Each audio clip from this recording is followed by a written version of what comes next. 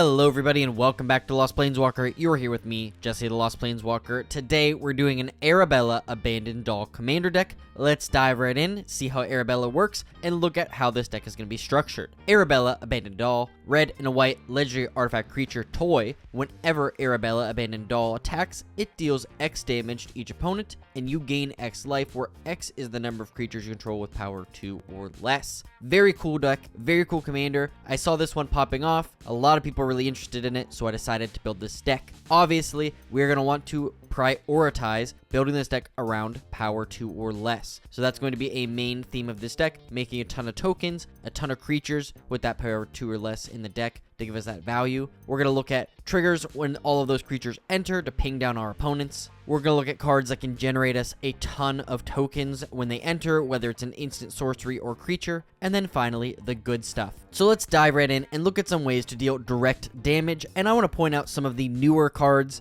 Even though one of these has been around since New Capenna, these are all newer effects I think are really great. We have Agate Instigator, Molten Gatekeeper, and Witty Roastmaster. Notably, Agate Instigator and Molten Gatekeeper, brand new cards within the last couple sets. But Agate Instigator, 1 in a red, creature lizard, rogue with offspring for 1 in a red, meaning if you pay the offspring cost, you get a 1/1 token copy of this creature. But whenever another creature you control enters, this deals 1 damage to each opponent. It's very, very good. It's already at $12, and you can definitely see why. Getting 2 copies of that is kind of insane. Molten Gatekeeper, very similar. 2 in a red, artifact creature golem. When another creature enters the battlefield under your control, this deals 1 damage to each opponent. And you can also unearth it for 1 in a red, which is really nice because if you're going to pop off on 1 turn, you can unearth it, pull it back onto the board, and do that then. And Witty Roastmaster, one of the coolest cards I think from New Capenna that nobody really plays or don't play enough of. But 2 in a red, creature Devil Citizen with Alliance. Whenever another creature enters battlefield under your control, Witty Roastmaster deals 1 damage to each opponent. So Alliance basically just works as landfall but for creatures, and this is a great card to add to this deck. Additional cards you could include are Goblin Bombardment, Impact Tremors, Perforos, God of the Forge, and Raid Bombardment.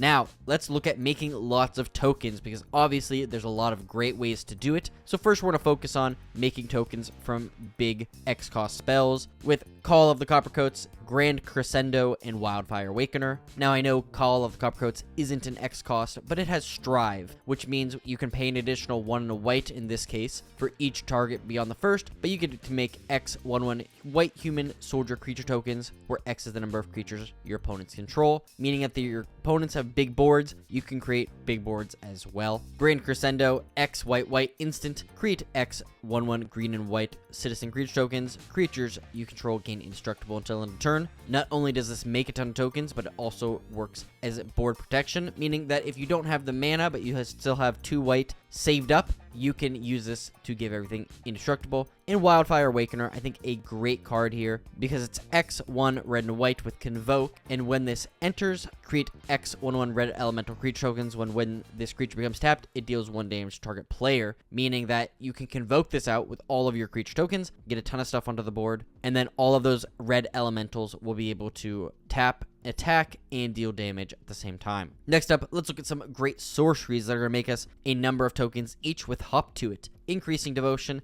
and Midnight Mayhem. I wanted to show off some of these newer cards because I think they're pretty cool. Hop to it, 2 white sorcery, create 3 white rabbit creature tokens. Very simple, very nice. Increasing Devotion, 3 white sorcery, create 5 1/1 white human creature tokens. If a spell was cast from your graveyard, create 10 instead. Increasing Devotion making sense. Very cool here. And then Midnight Mayhem, 2 red and a white sorcery, create 3 1/1 red gremlin creature tokens. Gremlins you control gain Menace, Lifelink, and Haste until end of turn. There does happen to be 1 other gremlin in this deck, but I think giving Menace, Lifelink, and Haste is a really great ability too.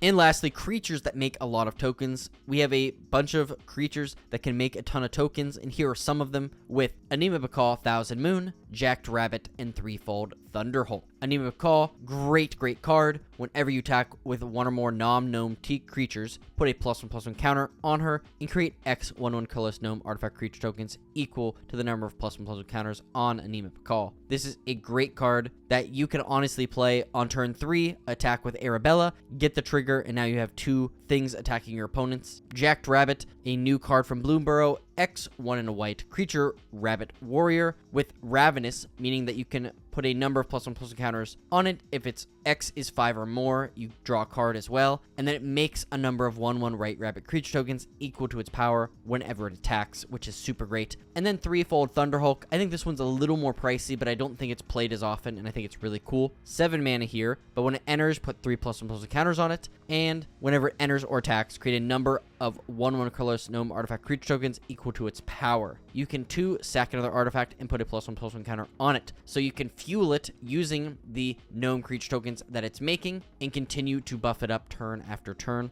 I think that this is a really cool engine that can generate you a ton of gnome. So some of those other token creators we have are Adeline, Resplendent Cathar, Elsbeth Tyrell, 4th Aerlingus, Glimpse the Unthinkable, Krenko, Tin Street Kingpin, Loyal Apprentice, Oketra's Monument, Oltec Matterweavers, Otari's Sun's Glory, Prosperous Partnership, Raise the Alarm, Skrelv's Hive, Storm Herd, Tempt with Bunnies, and White Sun Zenith. Next, I want to focus on power 2 or less and drawing cards, but before we do so, I would just like to say, please consider subscribing. It would mean the world to me. So, now, let's look at some ways we can search for creatures, because there's a lot of great ways to do that in white and red, especially for these little guys here. So we have Assemble the Players, Imperial Recruiter, and Recruiter of the Guard. Assemble the Players, 1 and a white enchantment. You may look at the top card of your library anytime, and then once each turn, you may cast a creature spell with power 2 or less from the top of your library. Great way to pull things off the top of our deck. Imperial Recruiter, 2 and a red creature. When it enters, search for a creature card with power 2 or less, reveal it, put it in your hand, then shuffle. And very similarly, Recruiter of the Guard, when it enters the battlefield, you may search your library for a card with toughness 2 or less, reveal it, put it in your hand, then shuffle. Looking now at some card draw, we have Enduring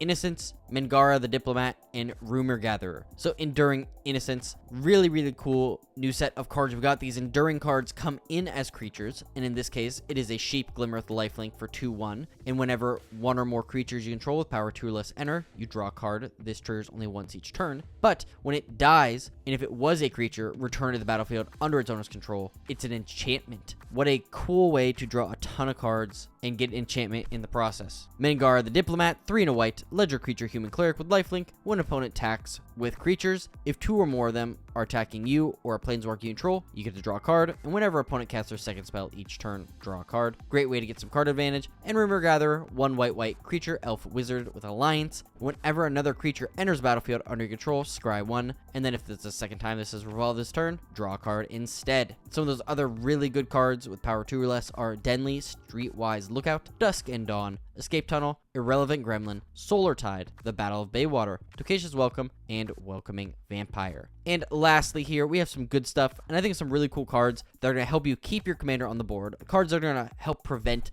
combat damage during your attacks, like Dolmen Gate, Ironis, God of Victory, and Reconnaissance. So, Dolmen's Gate, 2 generic artifact, prevent all combat damage that would be dealt to attacking creatures you control. A great way to just negate damage coming back at you during your attacks. Similarly, Ironis, God of Victory, 2 red-white, ledger enchantment creature god with indestructible, as long as your devotion to red and white is less than 7. This isn't a creature, and creatures you control have menace, and prevent all combat damage that would be dealt to attacking creatures you control. And then we have Reconnaissance, a single white enchantment, that for 0, you can remove target attacking creature you control from combat and untap it. Very similar effect to a card like Maze of Ith that just negates it, takes it out of combat, and is quite good, especially in this deck. And the remaining good stuff cards here are Arcane Signet, Boros Charm, Chaos Warp, Commander Sphere, Dazzling Theater, and Prop Room, Esper Sentinel, Frontline Medic, Hardened Escort, Lauren of the Third Path, Path to Exile, Selfless Spirit, Skrelv, Defector Might, Skull Clamp, Soul Ring, Sword of the Animist, and Untimely Malfunction. And as always, I leave the land base up to you, because that can vary drastically based on the cards you have and how much money you have to spend on this deck. So thank you so much for watching. Leave a comment down below on what you think of Arabella here as a commander overall. Maybe some comments based on my design choices of this deck. I think that this one's pretty straightforward. You're playing little creatures, you're making a ton of tokens, and you're going to attack with Arabella as frequently as possible to just deal a ton of damage and gain a ton of life. I think there's some